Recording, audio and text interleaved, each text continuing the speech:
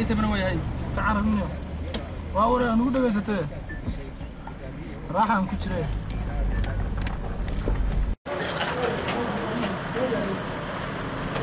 عند رئيسه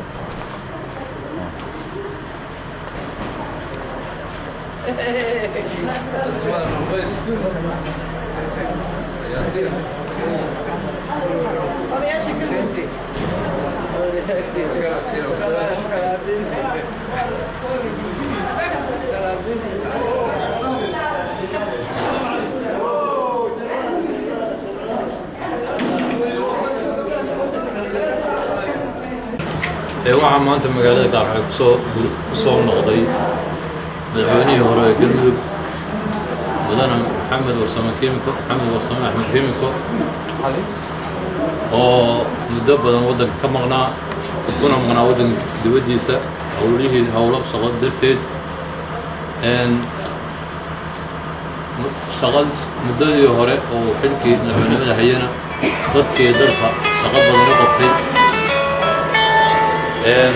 maantana hawshii uu qabtay ama madaxweynimadu uu bilaabay maradhalkeedii uu arkayo muddada uu nala joogana la soo tusi doono waxyaalihii soo kordhay oo ku soo kordhay 3 sano oo uu maqnaa dowladda Galmudug iyo horumarka la gaaray waxaan ku leeyahay madaxweyne soo dhawow waa deegaanada Galmudug oo madaxweynaha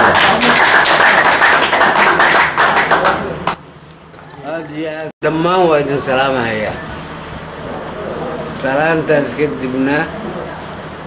mahad weyn baan idin soo celinayaa kulaylkaan jira saa isu soo dhibteen aniga farxad gaar ah ay gelinaysaa sharaf weynna waa ay tahay inaan arko shucuurtaas iyo soo dhaweyntaas walaalnimo waan tixgelinayaa waanan ku talagelayaa waanan ku joogayaa waxaan u malaynayaa dhowrka maalmoodoo soo socdaan waan joogi doonaa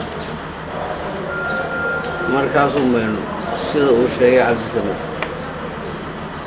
horumar in la gaaray kama joogeen inta baaxadiisu leeg tahay la soo tusi doonaa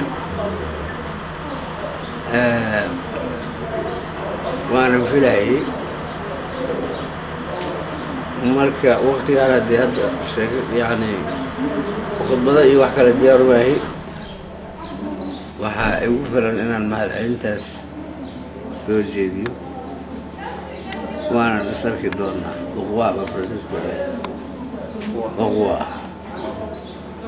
waa mahadsantihiin